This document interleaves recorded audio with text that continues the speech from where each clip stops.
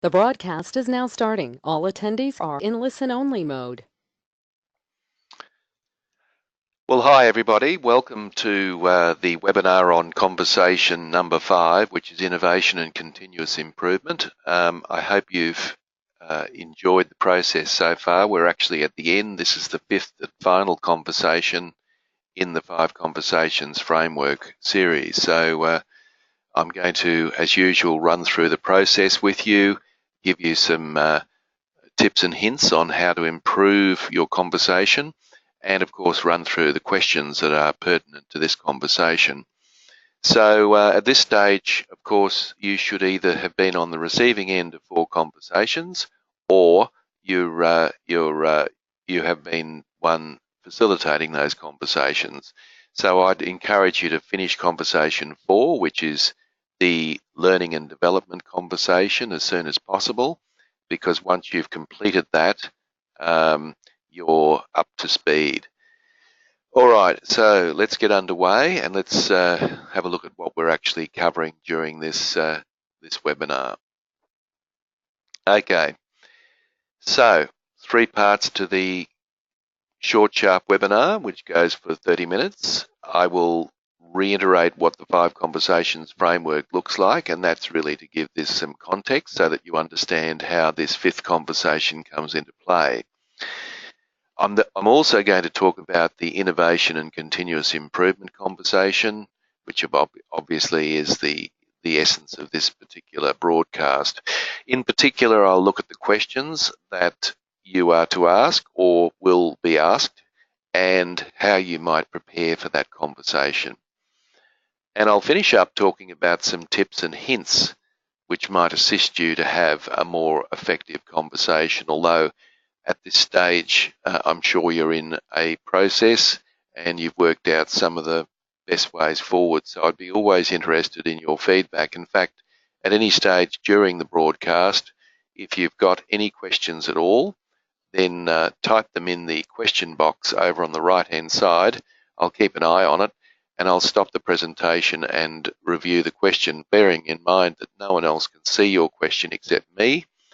But nevertheless, I'll stop and respond to that because obviously it's relevant at that time rather than wait for the end. So I don't intend to be leaving 5 to 10 minutes for questions. I intend to respond to questions as I see them and as they come up. All right, so that's where we're going over the next 30 minutes. So let's come back to the big picture and understand what the purpose of the 5 Conversations Framework is. Although at this stage, I'm hoping that if I asked you, you'd be able to explain to me in words similar to what's on the screen about what the 5 Conversations Framework looks like. But nevertheless, let's just be clear about this. I would say that there are 3 purposes in the 5 Conversations. The first purpose is to develop a higher level of trust. How does that occur? Well, obviously, if you're sitting down with someone having 20-minute conversations with someone about various elements of development, it's likely that trust levels will build. Why? Because people are talking about their particular perspective and people are aware of where people stand in relation to various issues around the workplace. So I think that that does add an element of trust.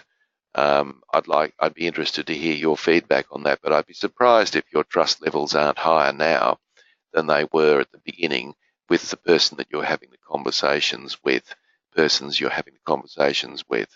So if you're a team leader or a manager, I suspect that you'd be having a better rapport with the persons that you're having these conversations with. And if you're on the receiving end, which is basically everybody, you would also be getting some very good I think, rapport with your team leader or manager, or either of those, of course. I think if you develop a high level of trust, it's likely that you'll develop or create some synergy. So you'll be pretty much on the same page and find that that will be quite relevant in lots of ways. And if you're not on the same page, well, you can agree to disagree, and at least you understand the other person's perspective. And I guess that's very, very important when you're talking about trust levels. And I guess the third and probably the most practical, or perhaps I should say tangible objective out of all of this is it's about developing ways and means of assisting you and the persons that you lead to excel in their work. So hopefully some tangible information has come through which you have been able to act upon. And obviously, if you don't act upon it, then trust levels will go down on the basis that you've promised that you will act upon it. But if you have acted upon it, well, then it's likely that there are ways and means of assisting people. Because remember, these conversations are developmental conversations. And as developmental conversations, of course, they're about helping people develop themselves.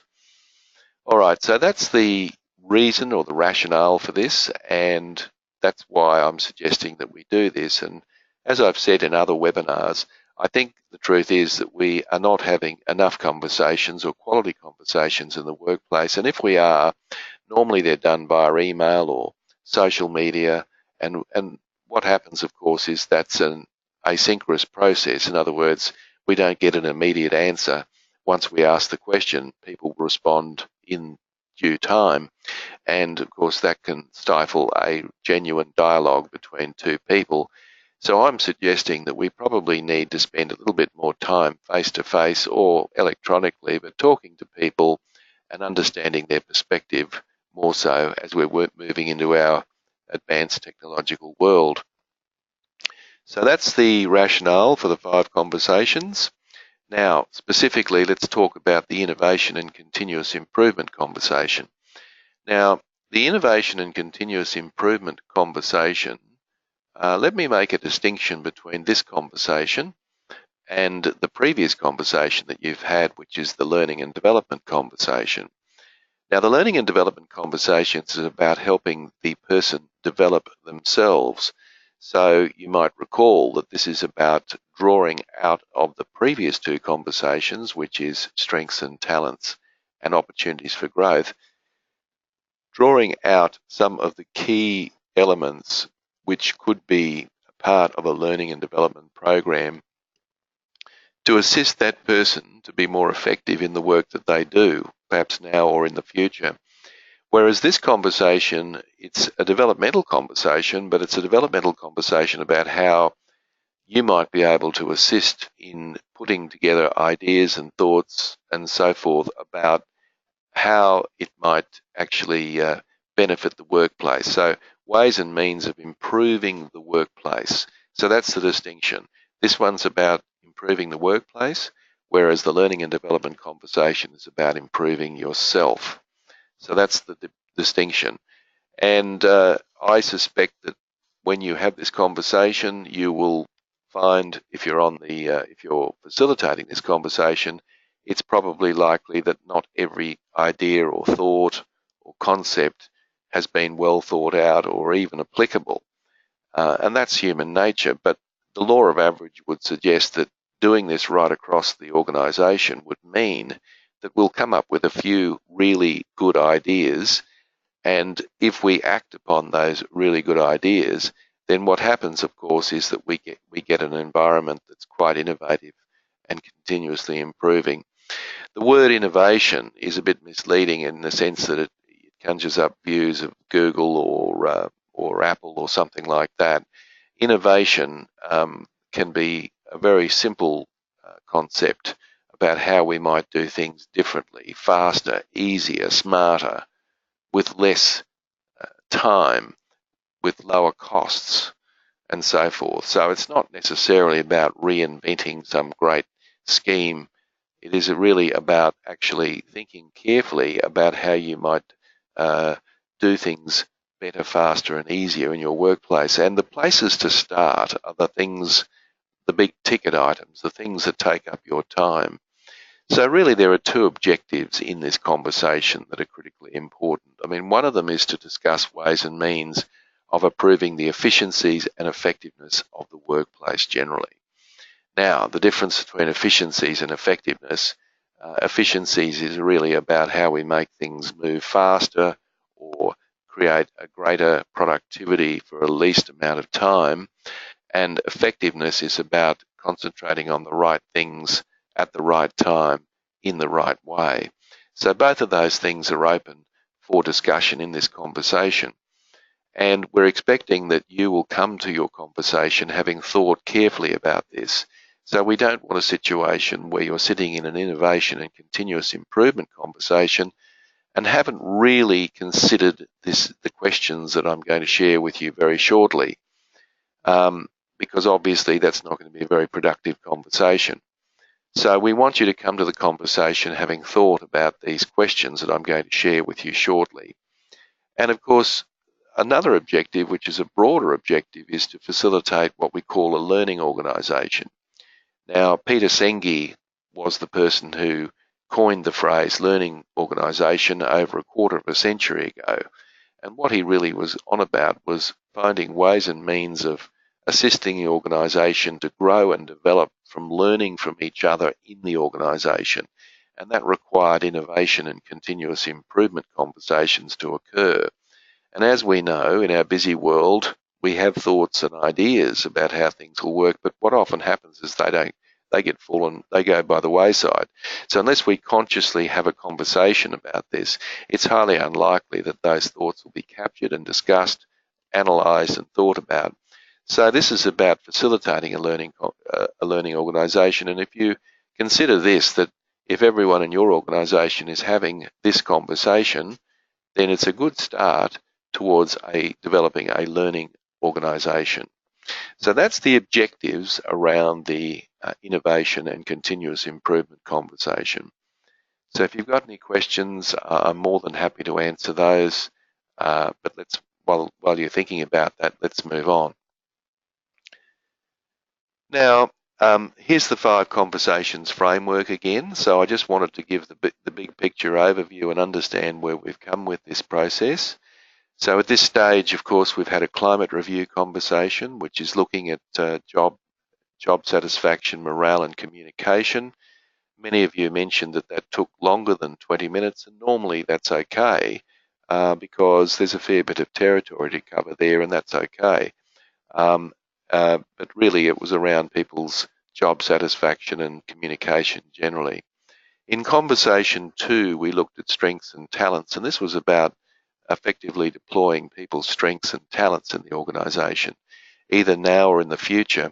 And instead of going straight for what people's weak points are, we have designed this framework to start with what people are good at. And usually there's a correlation between what people enjoy and what they're good at. And so therefore this conversation was really about drawing out of people what their strengths are, how they might be best utilised in their current role, and perhaps even how they might be utilised in their future roles. Then we got to conversation 3, which was around opportunities for growth, which was looking at the areas that perhaps needed improvements. And we ask you to come to that conversation with 1 or 2 areas where you would like to improve. And we've all got areas to improve upon, of course, and the whole purpose of that conversation was to discuss some of those areas and perhaps put some sort of a plan in place about how those opportunities for growth could come to fruition. And then conversation 4, which I mentioned earlier, was the conversation around learning and development. And this was really about trying to build upon the previous 2 conversations. So strengths and opportunities for growth. And out of that, there would have been some opportunities for learning, which, as I've said before, is not necessarily about sending people off to training courses. This conversation might simply be about how the leader might coach the team member on a particular area of the business, or some mentoring, or some explanation around something. It could be a range of things that came out of conversation 4. And now, of course, we're on conversation 5, which is the innovation and continuous improvement conversation. So hopefully you can see some logic in the flow of the framework and understand the reason why we are dealing with those 5 topics. And like all the other topics, conversation 5, of course, has a set of questions that you can prepare for, either being on the receiving end of the conversation or administering the conversation itself. So, which brings us to the conversation topics or the questions that we're going to talk about in this conversation. So let's run through those and take a little bit of time going through it so that you understand how you can prepare, both as somebody coming to the conversation and also somebody who perhaps is administering the conversation. So really there are only 4 questions, but I suspect that it'll take a little bit longer, this conversation, particularly if there's a good idea that comes up that needs to be fleshed out. So let's run through how you might prepare for this conversation. And the first question is, think about the job you do for us. Please select one of the following topics to consider. Now, what we've done here is we've given you a framework to be able to consider changes to efficiency or effectiveness in your workplace. So pretty much most things are covered in these topics. So let me run through them, because when someone asks you for an idea or ideas about how you might improve your workplace in terms of its efficiency and effectiveness, it might not become completely apparent what that might be. So the idea is to give you some prompters to start thinking about your workplace and then to consider those. So let's have a look at each of them. So improving quality. Now, improving quality, of course, the work that you do as an internal service provider is pretty much around providing quality solutions to the various people that are requiring those solutions. And so thinking very much about some of the projects that you do and how you might streamline, 1, the process, and 2, the outcome.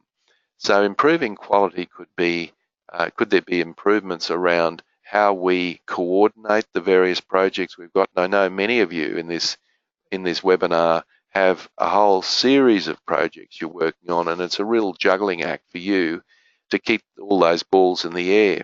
So I wonder whether there might be some ideas around how you might actually juggle those balls more effectively. Is there systems that need to be put in place that perhaps aren't there? How can you, for example, get better quality briefings from your customers? How can you make sure that the briefings that you have received are still relevant once you've started working on the project? In other words, has the ground shifted? And if so, how will you know, unless of course the other person tells you? So improving quality is around perhaps the services that you provide your customers and how you might better service their needs.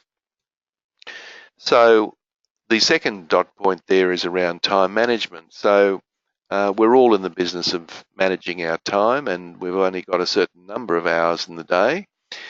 But some things, of course, can be very frustrating and take longer periods of time to do. Some things may not even require being done. Other things can be doubled up with other things. So have you given some thought around how you might have systems and ideas around how time management can be improved? Now, remember, we're not necessarily in this conversation talking specifically about you. This is around your observations about how your work unit can work more efficiently and effectively. So could there be, could the meetings that you're involved in, the work in progress meetings, could they be streamlined? Could the way services are provided and rolled out be streamlined? What sort of things can be done perhaps to improve the quality usage of time? So that's another topic you might like to consider. We obviously are all working on tight budgets and so forth, and cost savings are critically important. And what I'd ask you to do is to think around cost savings, not just in terms of pure costs, but also think about it in terms of time as well. And a classic example of this, of course, is rework. And I'm sure you have been involved in many assignments where you've had to do some rework, which of course is a costly exercise, because not only is it taking you off the job for another project, it also means that you've got to repeat a lot of what you've already done. And that means that there are what we call opportunity costs lost. The opportunity costs are lost pretty much because while you're doing rework, you're actually not doing other work. So in actual fact, if you spend, say, 5 hours on rework, then you're actually devoting 10 hours to rework, because 5 of those hours are for the rework, but another 5 hours, of course, can't be spent on another project that you may have pressing.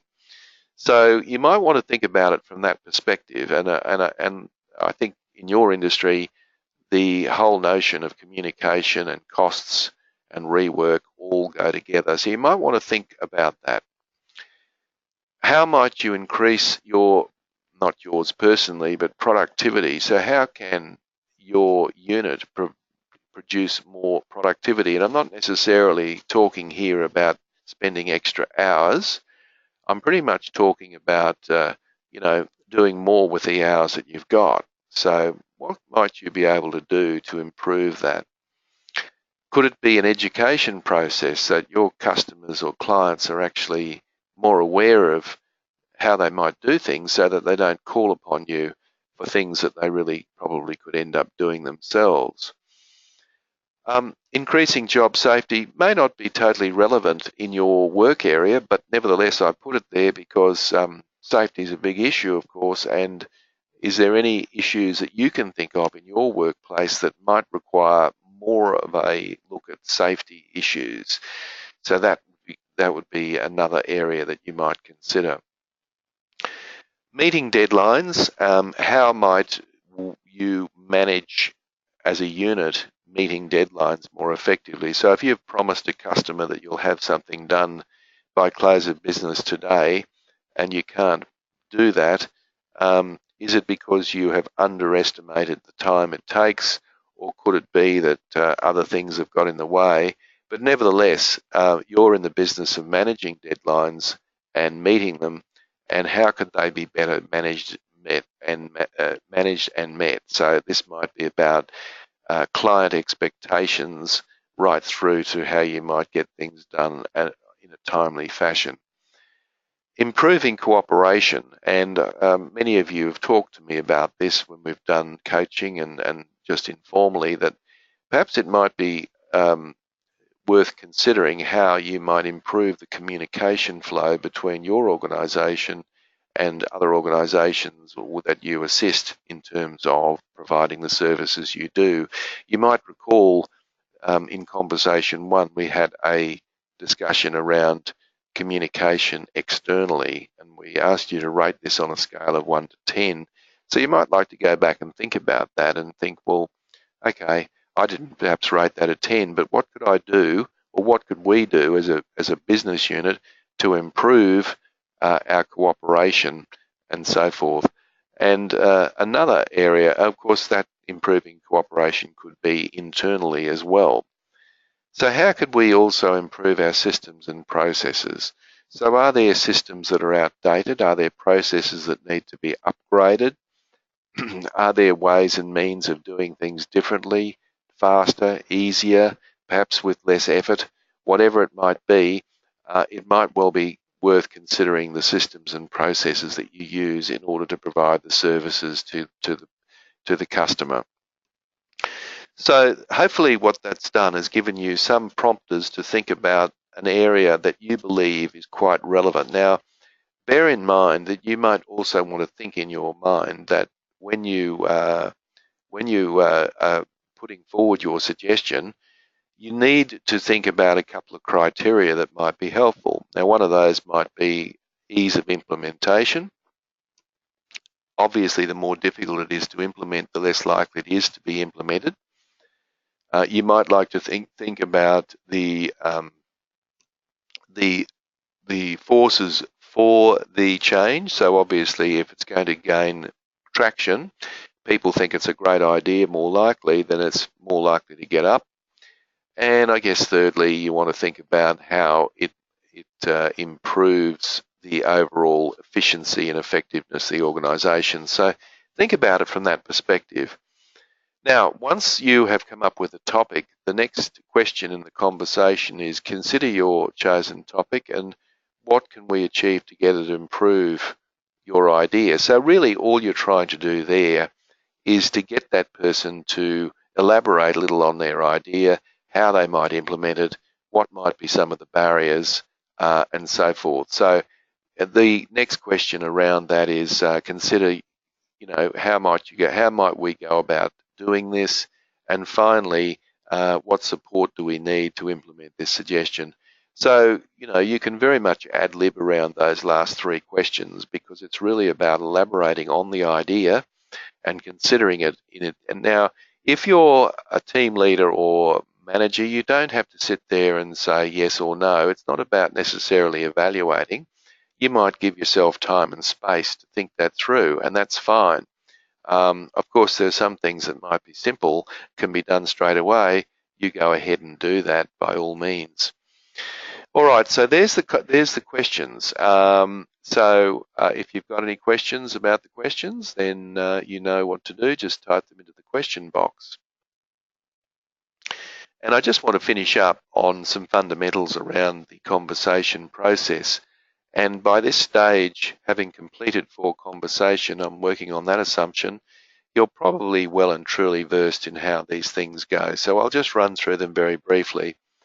But if you're the coachee, that is the person on the receiving end, make sure you do your preparation. It's no good coming to this conversation having not thought very carefully about something that could be improved or a new idea that could be implemented.